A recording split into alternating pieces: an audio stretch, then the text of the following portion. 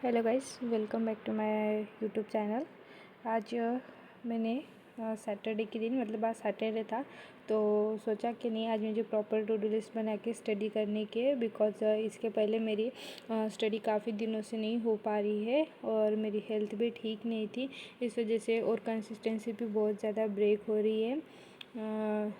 तो गाइस अब मैं कोशिश कर रही हूँ कि धीरे धीरे मेरी कंसिस्टेंसी बनी रहे ताकि अब चीज़ें अच्छे से प्रैक्टिस में आ सके। इसके पहले कि बहुत सी दिनों की मेरी स्टडी ख़राब हुई है गाइस, कुछ कंसिस्टेंसी ब्रेक हुई, कुछ हेल्थ की वजह से, कुछ खुद के आलस की वजह से।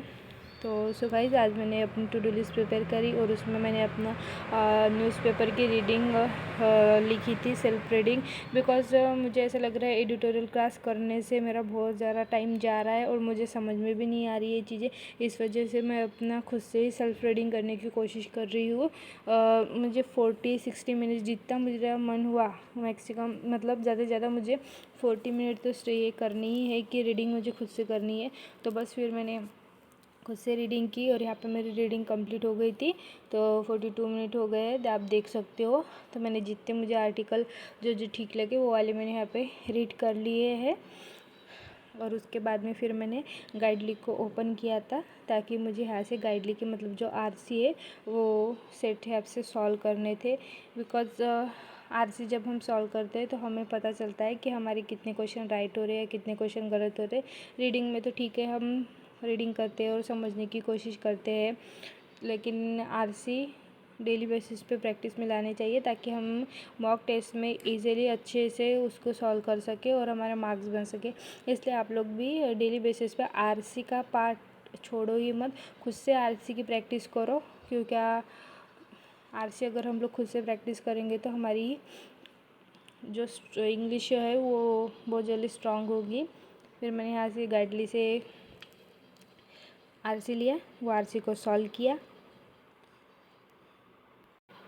तो हमें ट्यूटोरियल से आरसी करते हैं तो सर हमें पढ़ाते हैं, सर या मैम जो भी हमें पढ़ाते हैं वो लोग हमें समझाते हैं तो हम इजीली क्वेश्चन भी का आंसर दे सकते हैं, लेकिन हमें थोड़ी पता चलता है कि हमें एग्जैक्ट आंसर दे रहे हैं या नहीं है। तो बस, और इसी वजह से फिर मैंने वो एडिटोरियल अभी कुछ दिन बंद किया है और अपने ही खुद से आरसी की रीडिंग स्टार्ट की है। तो आप लोग इसमें देख सकते हो मैंने आरसी मेरे यहाँ पे देना हो गया था और मेरे 4 क्वेश्चन करेक्ट हुए थे और 3 रॉन्ग हुए थे और मेरा जो स्कोर है यहाँ पे 3.25 बना है, जो कि बहुत ही कम था। बट अभी मैं प्रैक्टिस कर रही हूँ तो चलो ठीक है, कोई ना। बट इतने क्वेश्चन सही होने के बाद में भी यहाँ पे 62 परसेंटाइल है और यहाँ पे मैं इसमें 2 आरसी था तो मैंने यहाँ पे एक ही आरसी सॉल्व किया था। सेकंड वाला आरसी तक के मैं पहुँची नहीं, मैंने एक आरसी को ही इसमें टाइम लगा दिया था। तो आप देख सकते हो इसके अंदर मेरे 4 क्वेश्चन राइट हुए थे और 3 क्वेश्चन रॉन्ग हो गए थे। एक ओके बेस वाला क्वेश्चन था, ये भी मेरा रॉन्ग गया था। उसके बाद में फिर मैंने पैराजम्बल के सेट किए थे, इसी से गाइडली से ही किए थे।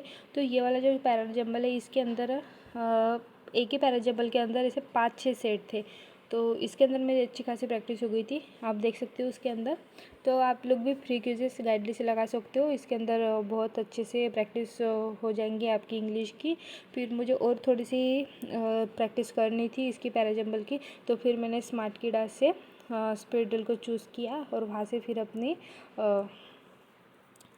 सेंटेंस रीअरेंजमेंट वाले उठाए और उसकी प्रैक्टिस की हाथ से।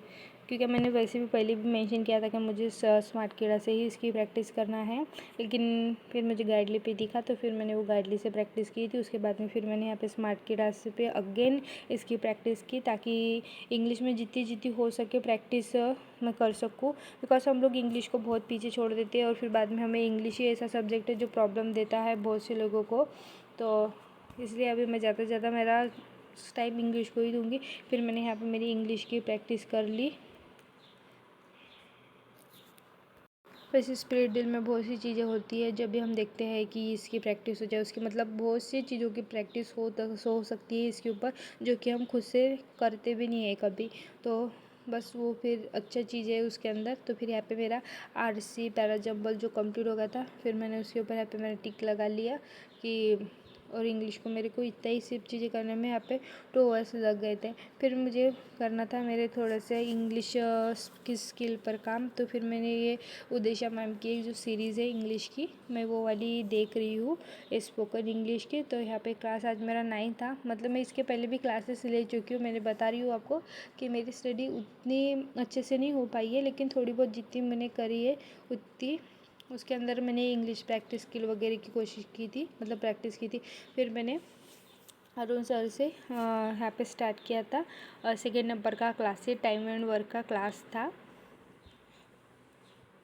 तो ताकि अब अर्थमेटिक के भी क्वेश्चन बन सके। मतलब इंग्लिश का हो गया, इंग्लिश को ज़्यादा से ज़्यादा टाइम दे दिया। उसके बाद में कॉन्ट का, क्योंकि रीजनिंग तो फिर भी हमारी प्रैक्टिस करने पे, मॉक टेस्ट देने में, सेक्शनल मॉक देने में ये रीजनिंग की प्रैक्टिस हो जाती है। लेकिन कॉन्ट भी ऐसा जो है, इसके अंदर अर्थमेटिक बहुत सी प्रॉब्लम देती है। इस वजह से फिर मैंने अभी अर्थमेटिक की भी ये सीरीज स्टार्ट की कि मतलब जो जो मेरे बेसिक के क्वेश्चन है पहले मैं वो फिनिश कर लूँ, और उसकी मैं स्पीड ड्रिल से अच्छे तरीके से क्वेश्चन की प्रैक्टिस कर लूँ, और ज़्यादा से ज़्यादा बल्क में क्वेश्चन लगाने की प्रैक्टिस करूँ, क्योंकि अर्थमेटिक में बहुत सारी प्रॉब्लम होती है, अर्थमेटिक के क्वेश्चन बनते नहीं हैं।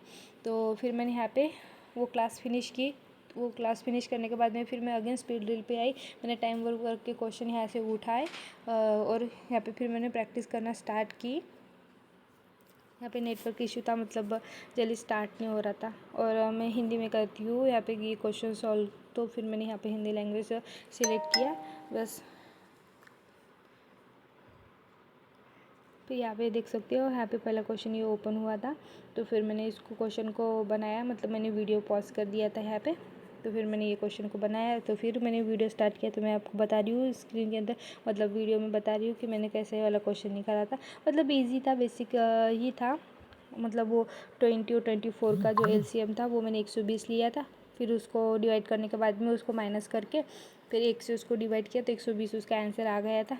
तो फिर मेरे यहाँ पे 2 क्वेश्चन राइट हुए थे और बाकी के क्वेश्चन गलत हो गए थे, बट कोई ना। फिर मैंने उसका एनालिसिस किया, और फिर और एनालिसिस करने के बाद में मैंने फिर से इस टेस्ट को स्टार्ट किया, मतलब दूसरी टेस्ट, और उसके अंदर क्वेश्चन की प्रैक्टिस की। फिर ये मैं यहाँ पे मेरी अर्थमेटिक की थी, क्वेश्चन की प्रैक्टिस हो गई थी। फिर मैंने यहाँ पे पुणे सर की क्लास स्टार्ट की पज़ल की, ताकि मुझे पज़ल की भी प्रैक्टिस हो सके।